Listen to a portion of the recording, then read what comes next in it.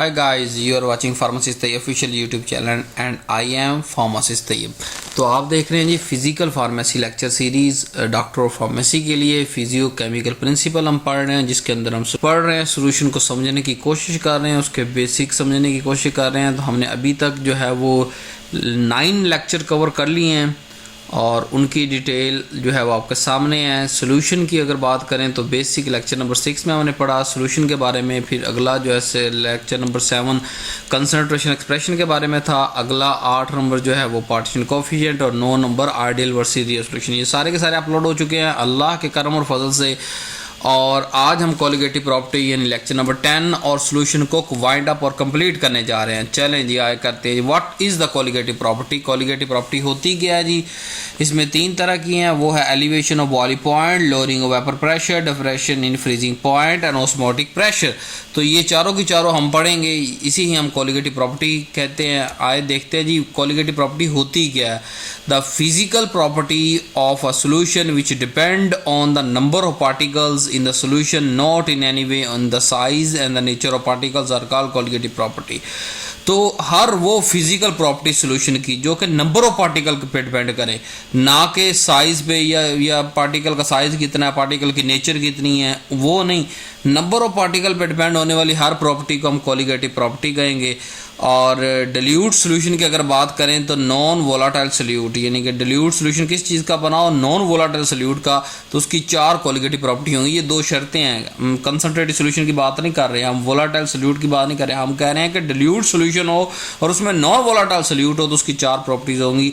Elevation boiling point, उसका boiling point बढ़ जाएगा, lowering of vapour pressure, depression in freezing point and osmotic pressure on the base. ये चारों चीजें कब होगी? नंबर ऑफ पार्टिकल की बुनियाद पे। आए तो इन्हें देखते हैं वन बाय दिन। पहला है एलिवेशन ऑफ बॉइलिंग पॉइंट। तो पहले बॉइलिंग पॉइंट देख लेते हैं। ऐसा टेम्परेचर जिस पे जो वेपर प्रेशर होता है लिक्विड का वो इक्वल हो जाए एटमॉस्फेरिक प्रेशर के, उसे हम कहते हैं जी बॉइलिंग पॉइंट। यानी अगर आप ये देखें, ये जार हमारे पास एक साइड पे पड़ा हुआ है, इसके अंदर से हम नीचे से अगर हीट दे रहे हैं तो इसमें से जो हम बुखारात ऊपर उठ रहे हैं।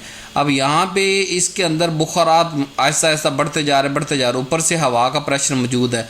वो टेम्परेचर जब ये बुखारात सारे मिल के हवा को पुश करने में कामयाब हो जाएंगे, यानी ये वेपर जो है वो इस एयर को साइड पे करके खुद ऊपर वेपोरेट हो जाएंगे, उस टेम्परेचर को हम बॉइलिंग पॉइंट कहते हैं। यानी कि वो वेपर प्रेशर ऐसा टेम्परेचर जिस पे जो वेपर प्रेशर होता है लिक्विड का, वो एटमॉस्फेरिक जो बाहर से हवा लग रही है उसको जो है वो अगर इक्वल हो जाता है उसको हम बॉइलिंग पॉइंट कहते हैं।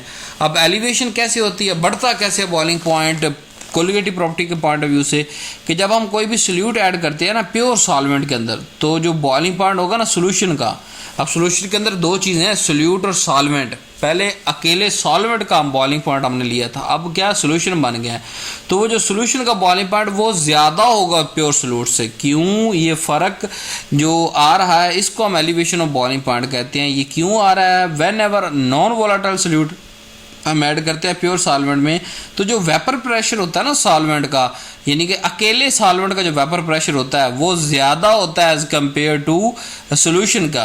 तो सोल्यूशन के अंदर क्योंकि सोल्यूट भी है तो उसने भी वेपर बनाने हैं, सॉल्वेंट ने भी वेपर बनाने हैं। अब जो दोनों का रिजल्टेंट वेपर प्रेशर है वो हो गया कम। जब रिजल्टेंट वेपर प्रेशर कम हो गया तो ज़्यादा टेम्परेचर लगाना पड़ेगा उसको बॉयल करने के लिए। जब ज़्यादा टेम्परेचर लगाना पड़ेगा तो हम उसको क्या कहते हैं? एलिवेशन के टेम्परेचर बढ़ गया। क्यों? जब हमने सोल्यूट और सॉल्वेंट को मिक्स किया तो इस प्रॉपर्टी को हम एलिवेशन ऑफ बॉइलिंग पॉइंट कहेंगे। तो वो जो ग्राफिकली रिप्रेजेंटेशन भी हमारे पास अवेलेबल है, आए उसको देखते हैं जी। ये हमारे पास मौजूद है। अब इसको अब ज़रा गौर से आपने देखना है। एक साइड पे हमारे पास है pressure mmHg millimetre of mercury, दूसरी तरफ हमारे पास हमने प्रेशर शो किया हुआ है कि जी ओरिजिनल का क्या है और उसके बाद दूसरा सोल्यूशन का। अब सॉल्वेंट की अगर कर्व को देखें, नीचे टेम्परेचर है, सॉल्वेंट की अगर कर्व को देखें तो सॉल्वेंट की कर्व जो है वो जल्दी, यानी कि वही प्रेशर सेम है, 760 प्रेशर है दोनों के ऊपर, सॉल्वेंट और सोल्यूशन दोनों पे एटमॉस्फेरिक प्रेशर सेम है, लेकिन जो टेम्परेचर के अंदर डिफरेंस आया दोनों कर्व के अंदर आप देख सकते हैं। उसकी वजह क्या बनी? उसकी वजह यह है कि जो ओरिजिनल सॉल्वेंट का वेपर प्रेशर वो ज़्यादा है, इसलिए ज़्यादा होने की वजह से वो टी नोट यानी जल्दी टेम्परेचर पे बॉयल हो गया, और जो है दूसरा सोल्यूशन उसका वेपर प्रेशर कम है, पी है उसका वेपर प्रेशर, और कम होने की वजह से वो लेट के साथ जो है वो बॉयल हुआ। तो ये जो टेम्परेचर डिफरेंस आया, यानी कि ये पहली कर्व सॉल्वेंट की है, ये जल्दी वेपोरेट हो गया। टेम्परेचर एटमॉस्फेरिक प्रेशर वही है टी नोट, यानी कि ओरिजिनल टेम्परेचर जो उसका अपना सॉल्वेंट उस पर हो गया, लेकिन जो सोल्यूशन है इसका वेपर प्रेशर, ये कर्व नीचे है, इसका मतलब इसका वेपर प्रेशर कम है और देर के साथ यानी टी टेम्परेचर पे जाके ये बॉयल हुआ, हालांकि एटमॉस्फेरिक प्रेशर वही है। तो ये जो चेंज आया, यानी ये प्रेशर जो है वेपर प्रेशर का चेंज आया, इसमें कमी हुई, और इस टेम्परेचर ये यहाँ तक जो टेम्परेचर था इससे बढ़ के ये टेम्परेचर हो, इसको एलिवेशन ऑफ वेपर प्रेशर कहते हैं। ये क्यों बढ़ा? ये इस वेपर प्रेशर के कम होने की वजह से बढ़ा। नेक्स्ट चलते हैं। यही मैंने आपको ग्राफ जो सारा समझाया उसके बारे में थ्योरी लिखी हुई है कि टी नोट जो हमारे पास है वो T solution minus T pure, कि सोल्यूशन का बड़ा होगा टेम्परेचर तो उसको पहले रखेंगे, आगे प्योर रख देंगे, लेकिन जब वेपर प्रेशर की बात करेंगे तो प्योर सॉल्वेंट को पहले रखेंगे। P note minus P, P note मतलब वेपर प्रेशर सॉल्वेंट का ज़्यादा है, सोल्यूशन का कम है। तो एक्सपेरिमेंट जो है एक्सपेरिमेंटली एक बात प्रूवन है कि change in boiling point of solvent above a solution from a pure solvent is directly proportional to the molar concentration of solute, कि हमारे पास जो चेंज आ रहा होता है ना बॉइलिंग पॉइंट के अंदर सॉल्वेंट, यानी पहले एक सॉल्वेंट का एक खास टेम्परेचर था, फिर वो सोल्यूशन बना, उसका टेम्परेचर बढ़ गया, वो डायरेक्टली प्रोपोर्शन है किस चीज़ के, कि जितना आपने मोलर कंसंट्रेशन डाली है सोल्यूट के उस सोल्यूशन के अंदर, उसके डायरेक्टली प्रोपोर्शन है। So T naught is equal to K B M. तो टी नॉट ये change in boiling point of solvent है, बी के बी हमारे पास molar boiling point elevation constant है, और m जो है वो molar concentration of solute in the solution है। सो डेल्टा टी चेंज कितना बड़ा वो बराबर है एक molar boiling point elevation constant multiply by molar concentration of solute, जो सोल्यूट के हमने मोलर कंसंट्रेशन डाली ना उस पर डिपेंड कर रहा है। तो ये हमारे पास इक्वेशन आ गई। अब के बी को देख लेते हैं जी। के बी मोलर एलिवेशन कांस्टेंट है या यू लियोस्कोपिक कांस्टेंट है जो के बी के बराबर है, K B is equal to M over T naught हो जाएगा। इसकी डेफिनेशन ये है हमारे पास कि increase in boiling point of solvent increase by addition of 1 mole of solute non volatile non electrolyte in 1 kg of volatile solution, कि अगर हमारे पास 1 kg सॉल्वेंट हो उसका 1 मोल उसके अंदर हम सोल्यूट ऐड करें और उसका जितना टेम्परेचर बढ़ेगा वो के बी के बराबर है। नेक्स्ट चलते हैं, मेजरमेंट कैसे करनी है। ये हमारे पास जो है वो कॉटलर अपरेटस मौजूद है। हम क्या करते हैं, एक ख़ास मिकदार का सोल्यूट और सॉल्वेंट यानी सोल्यूशन जो है वो इसके अंदर ले लेते हैं और उसको हीट अप करके उसका बॉइलिंग पॉइंट मालूम करते हैं। फिर जो वेपर और बॉइलिंग सोल्यूशन जो है उसको पंप करते हैं by force of ebullition and spray on the bulb of temperature, के नीचे से ऊपर के ऊपर जाता है ना वेपर, और वो टेम्परेचर वहाँ पे मेजर हो जाता है कि कितना बॉइलिंग पॉइंट है। यही प्रोसेस हम सिर्फ प्योर सॉल्वेंट के साथ भी दोहराते हैं और उसका भी टेम्परेचर नोट करते हैं। तो जो सोल्यूशन माइनस सॉल्वेंट का आएगा उसको एलिवेशन कहेंगे, बढ़ा हुआ टेम्परेचर मतलब 2 डिग्री 4 6 10 15 पता चल जाएगा इतने डिग्री बढ़ गया इसका बॉइलिंग पॉइंट सोल्यूशन बनाने से। अब वेपर प्रेशर लो होगा, ये हम पढ़ चुके हैं वहाँ पे वेपर, लेकिन अब इसको डिटेल से पढ़ते हैं कि लोअरिंग ऑफ वेपर प्रेशर दूसरी कॉलिगेटिव प्रॉपर्टी है। अब वेपर प्रेशर होता क्या है कि वो प्रेशर जो कि वेपर एक्सर्ट करे, यानी लिक्विड के जो वेपर हैं वो जो प्रेशर लगा रहे होते हैं इक्विलिब्रियम स्टेट के अंदर with pure liquid itself eight given temperature का वेपर प्रेशर ऑफ लिक्विड, कि ये हमारे पास लिक्विड है ना, तो यहाँ से वेपर उड़ भी रहे हैं नीचे वापस भी आ रहे हैं, उड़ भी रहे हैं नीचे वापस भी आ रहे हैं, और जो इन्होंने जमगट्टा बना के यानी 20 मालिक्यूल उड़ रहे हैं 20 मालिक्यूल अंदर आ रहे हैं, तो इक्विलिब्रियम स्टेट के अंदर जाके जो ये वेपर प्रेशर इनका यानी कि इन जो यानी कि 20 अंदर आ रहे 20 बाहर जा रहे, कांस्टेंट कंडीशन आ गई, एक इक्विलिब्रियम स्टेट आ गई, उस वक्त जो ये वेपर बाहर है इनका जो एक्सर्टेड प्रेशर उनको वेपर प्रेशर कहते हैं। यानी एक ख़ास कंडीशन पे हम कह रहे हैं कि वो ख़ास कंडीशन क्या है कि जितने वेपर उड़ रहे हैं उतने ही वापस सॉल्वेंट के अंदर यानी कि आ रहे हैं, उस वक्त उस वक्त जो वेपर प्रेशर सरफेस पे होगा उसको हम वेपर प्रेशर कहते हैं। अब ये लोअर कैसे होता है कि जब हम नॉन वोलेटाइल सॉल्यूट इसके अंदर ऐड करते हैं ना प्योर सॉल्वेंट के साथ, तो वेपर प्रेशर सॉल्वेंट डिक्रीज हो जाता है। इन वेपर प्रेशर इसका लोअरिंग ऑफ वेपर प्रेशर। अब क्यों वजह, मैं वजह आपको बताता हूँ कि यहाँ पे अगर सिर्फ ये प्योर सॉल्वेंट, सोच लेंगे कि ये प्योर सॉल्वेंट है तो यहाँ सारे के सारे मालिक्यूल क्या होंगे, प्योर सॉल्वेंट के होंगे ना। अगर हमने सोल्यूट डाल दिया तो ये सरफेस डिवाइडेड होगी, यहाँ कुछ सोल्यूट के पार्टिकल होंगे, कुछ सॉल्वेंट के, कुछ सोल्यूट के, कुछ सॉल्वेंट के।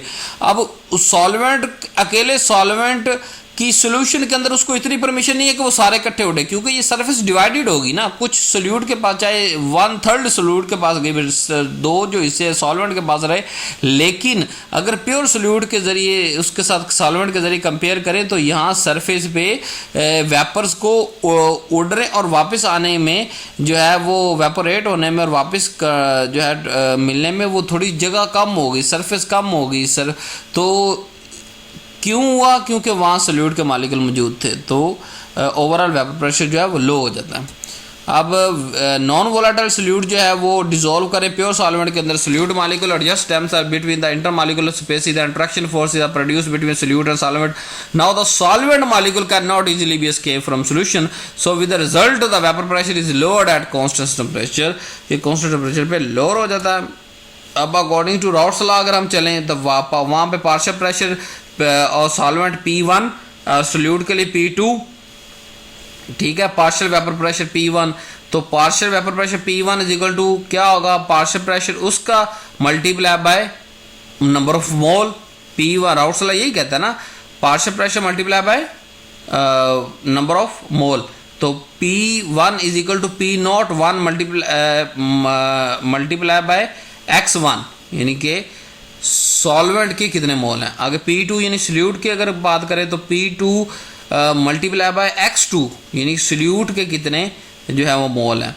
तो क्योंकि हमें पता है जो मोल फ्रैक्शन है सोल्यूशन की, उसके अंदर दो चीज़ें हैं, एक सोल्यूट है सॉल्वेंट है, जो x1 प्लस x2 वो इक्वल टू 1। भाई दो सोल्यूट और सॉल्वेंट जो दोनों जितने भी जो मोल फ्रैक्शन होते हैं उन सबको जमा करें तो इक्वल टू 1 आता है। तो x1 हमें मालूम करना, x1 तो x2 उधर जाकर माइनस हो जाएगा, x1 is equal to 1 minus x minus x2। अब यही x1 की वैल्यू पुट कर दें आप उस इक्वेशन नंबर 1 के अंदर, जो है P1 P01 इंटू x1 की जगह पे हम 1 माइनस x2 लिख देंगे एंड द मल्टीप्लाई करेंगे। P1 नोट 1 से मल्टीप्लाई होगा तो P1 नोट रह जाएगा, आगे जाके x2 से मल्टीप्लाई होगा तो P1 नोट x2 हो जाएगा। अब ये जो P1 है इसको दूसरी तरफ ले जाएंगे तो P1 minus P01 is equal to minus रह जाएगा। अब इधर भी माइनस है तो हम क्या करेंगे, दोनों को -1 से मल्टीप्लाई कर देंगे तो जो P01 x2 का माइनस प्लस माइनस जमा हो जाएगा और इधर वाला उल्टा हो जाएगा, यानी कि जो P0 है वो पहले आ जाएगा, P1 माइनस होकर बाद में आ जाएगा। ये हमने क्या किया, -1 से मल्टीप्लाई किया हमने इसको। तो अब P1 नॉट माइनस P1 यानी कि सॉल्वेंट का वेपर प्रेशर माइनस सोल्यूट का वेपर प्रेशर, हमें पता है चेंज इन वेपर प्रेशर होता है इसको, ठीक है। चेंज इन वेपर प्रेशर किसके बराबर आ गया, डेल्टा P हमने लिख दिया चेंज इन वेपर प्रेशर को, और P01 x2 के लिख दिया।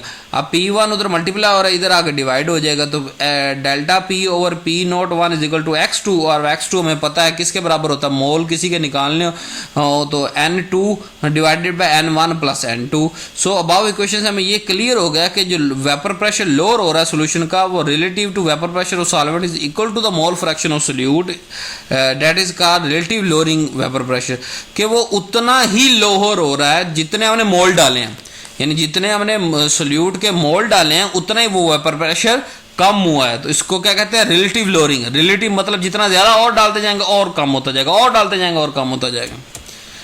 अब वेपर प्रेशर को मेजर करने का आया मेथड है हमारे पास, आइसोफेस्टिक मेथड। इस मेथड को हम डिटरमाइन करते हैं वेपर प्रेशर करने के लिए। तो इस मेथड में दो सोल्यूशन हम इस्तेमाल करते हैं। नंबर 1 टेस्ट सोल्यूशन जिसका वेपर प्रेशर में डिटरमाइंड करना, और स्टैंडर्ड जिसका हमें वेपर प्रेशर मालूम है। तो ये दोनों जो सोल्यूशन होते हैं इसको हम एवैक्यूएटेड वेसल, जो सेपरेटेड सिल्वर कप के अंदर हम उसको रख देते हैं। दो सोल्यूशन का जो वेपर प्रेशर है वो हायर होता है, vapour pressure will pass to other solution with lower vapour pressure, so this process is continue until the equilibrium achieve. Is called, जो इक्विलिब्रियम अचीव होगा तो उसको, उस पॉइंट को हम कहेंगे आइसोप्रिस्टिक पॉइंट। यानी हुआ क्या, क्योंकि सॉल्वेंट का वेपर प्रेशर ज़्यादा है और जो हमने साथ में दूसरा स्टैंडर्ड रखा है उसका,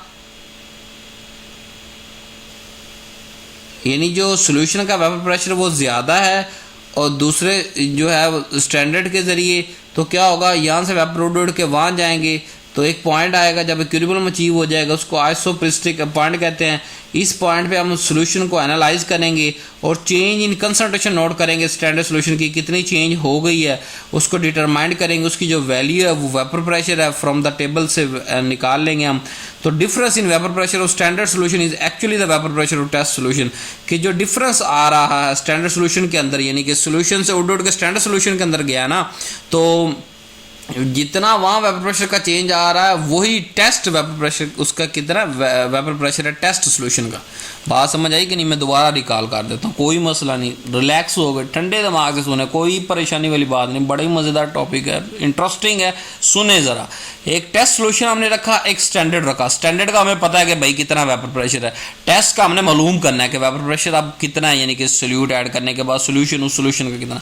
अब होगा क्या, क्योंकि जो सोल्यूशन का वेपर प्रेशर वो ज़्यादा, तो वहाँ से ज़्यादा बुखार उड़ेंगे, अब बाहर तो जा नहीं सकते, ऊपर से क्लोज है तो वो स्टैंडर्ड के अंदर घुस जाएंगे, ठीक है। अब एक वक्त आएगा वो उड़ के यहाँ से वहाँ बराबर हो जाएंगे, दोनों के जितने जो है वो 10 अगर मालिकुल सरफेस से उड़ रहे हैं 10 वापस आ रहे हैं तो दोनों के बराबर हो जाएंगे।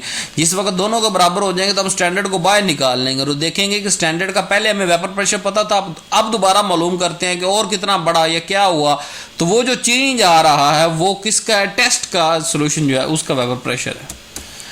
तो जो सोल्यूट अगर नॉन इलेक्ट्रोलाइट है, हम बात ही नॉन इलेक्ट्रोलाइट की कर रहे हैं, तो molecular weight of solute calculate किया जा सकता है लोअरिंग ऑफ वेपर प्रेशर से। सो जैसे हमें पता है कि रिलेटिव लोअरिंग किसके बराबर होता है, del P over P naught is equal to x2 is equal to n2 over n plus 1 plus n2, n1 plus n2 पूरा बटे के अंदर है, ठीक है। अब n2 एक और भी तो होता है वेट ओवर मॉलिक्यूलर मास, तो W2 over M2 number of mole of solute के बराबर है। अब N1 अगर यहाँ पे मालूम करें तो वो क्या होगा, W1 over M1 number of mole of solute of solvent, 1 जो सॉल्वेंट के लिए, 2 सोल्यूट के लिए।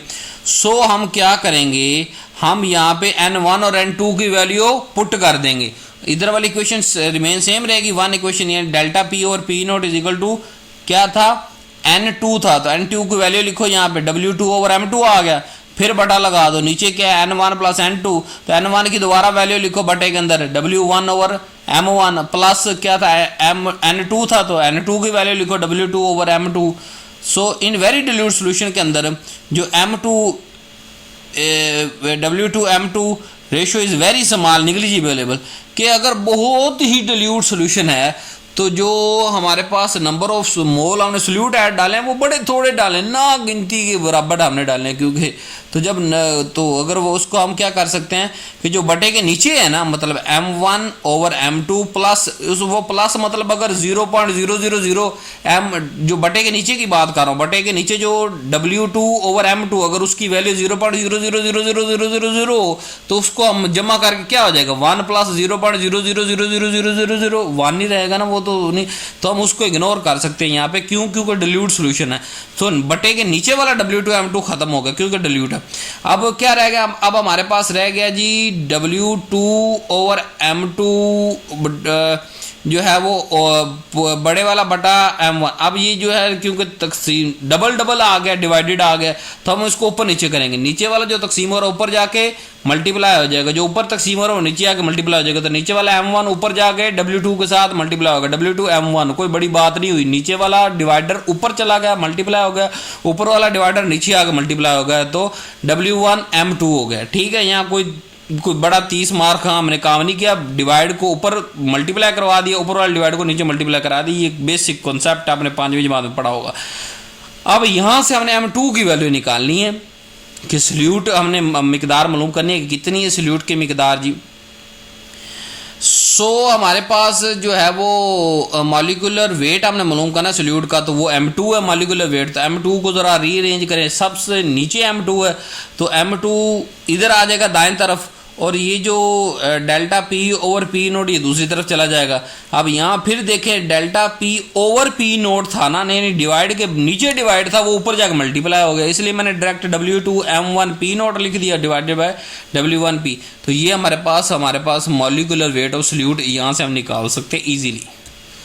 अब डिप्रेशन इन फ्रीजिंग पॉइंट की बात करते हैं। फ्रीजिंग पॉइंट होता क्या है? वो टेम्परेचर जहाँ सॉलिड और लिक्विड फॉर्म जो है सॉल्वेंट की एक ही टाइम पर एग्जिस्ट होना शुरू हो जाए और फिक्स एक्सटर्नल प्रेशर यानी वाटर एटमॉस्फेरिक प्रेशर, उसको फ्रीजिंग पॉइंट कहते हैं। यानी कि वो पॉइंट जहाँ पानी और बर्फ, अगर बर्फ जमा रहे हैं तो पानी और बर्फ जहाँ इकट्ठी आनी शुरू हो जाए वो फ्रीजिंग पॉइंट है, यानी सारी बर्फ ना जम जाए। वो पहला क्रिस्टल जब बर्फ का जमेगा, जहाँ पानी भी मौजूद है और बर्फ भी बनना शुरू होगी, उस पॉइंट को हम क्या कहेंगे? फ्रीजिंग पॉइंट कहेंगे किसी भी लिक्विड का। तो इसलिए हम कहते हैं कि सॉलिड और लिक्विड को एग्जिस्ट है, मतलब बर्फ बनना शुरू हुई है, बनी नहीं अभी, पूरी बना नहीं, छन्ना पूरा जम गया जी, या हमारा जो है बीकर पूरा जम गया नहीं। जब पहला क्रिस्टल फॉर्म हो जाएगा उस पॉइंट पे, एक क्रिस्टल तो फॉर्म हो गया ना, जब फ्यू क्रिस्टल फॉर्म हो गए तो सॉलिड मौजूद है ना, लिक्विड भी मौजूद है, तो उसको हम फ्रीजिंग पॉइंट कहेंगे।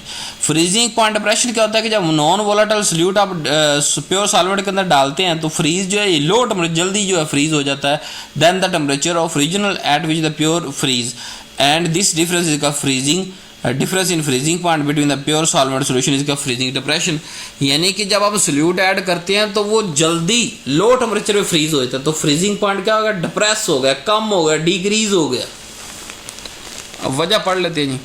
जब नॉन वोलेटाइल सोल्यूट हम डालते हैं ना प्योर सॉल्वेंट के अंदर, तो एक ट्रिपल पॉइंट आता है जहाँ पे वेपर, लिक्विड और सॉलिड तीनों को एग्जिस्ट करते हैं। ये नीचे ग्राफ ट्रिपल पॉइंट का है। यहाँ सिर्फ कुछ, ये ग्राफ बड़ा नहीं है, बड़े मज़ेदार है, बड़ा समझे हम कि तीनों स्टेट इस पॉइंट पे मौजूद है।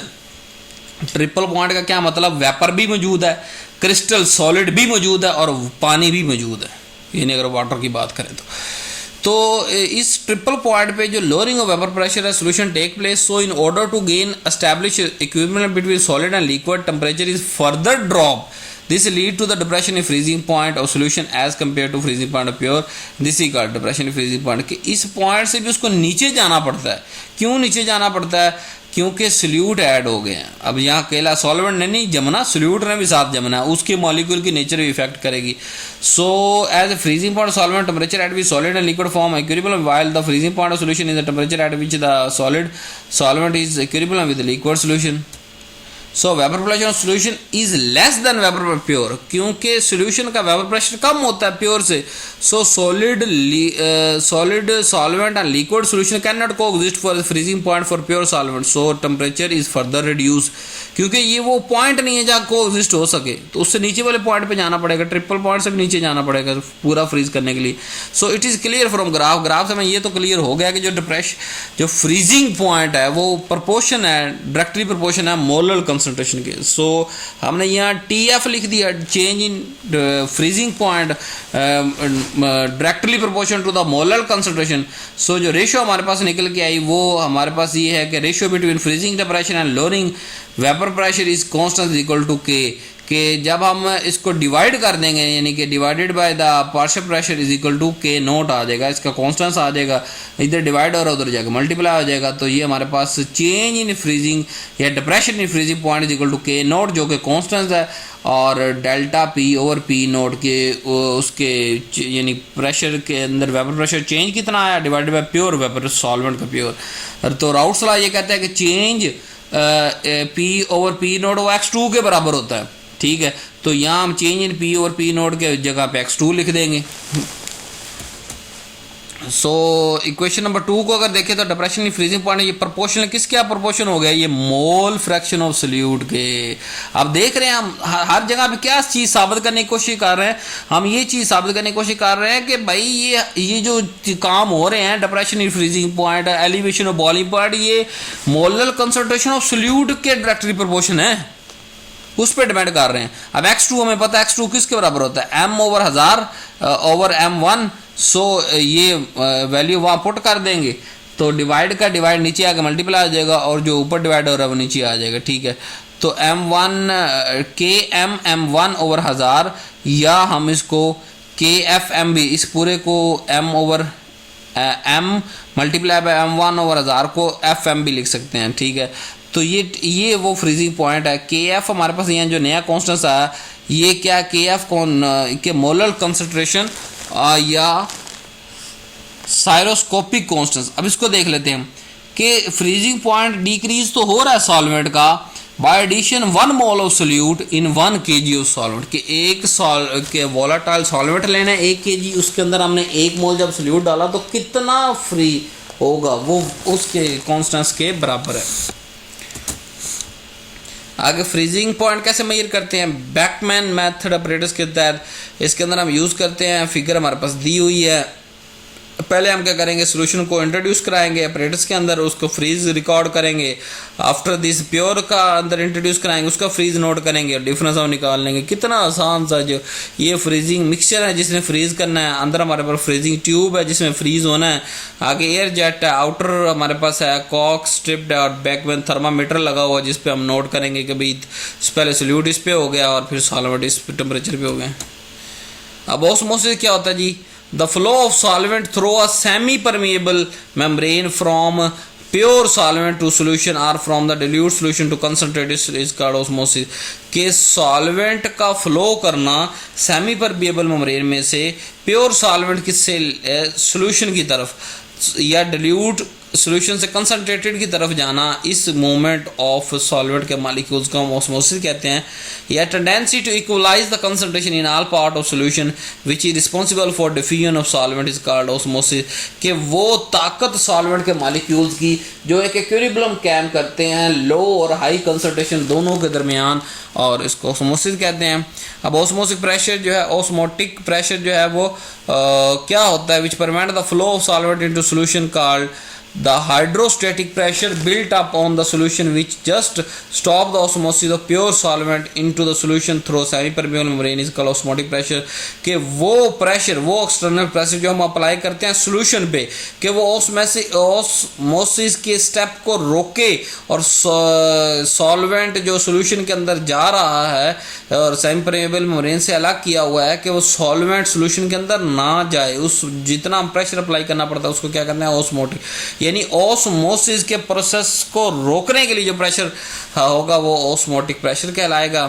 अगर प्योर सॉल्वेंट की बात करें उसको जो है वो प्लेस कर दे एडजेसेंट टू सॉल्यूशन के साथ ही और अंदर एक परमीबल मेम्ब्रेन लगा दे, यानी एक ही कंटेनर के अंदर हमने एक तरफ सॉल्वेंट रख देना और दूसरी तरफ सॉल्यूशन रख देना, अंदर सेमी परमीबल मेम्ब्रेन लगानी। सेमी का मतलब किसी को इजाज़त दे किसी को नहीं, यानी सॉल्वेंट को इधर से इजाज़त देगी उधर से सोल्यूट को इजाज़त नहीं होगी।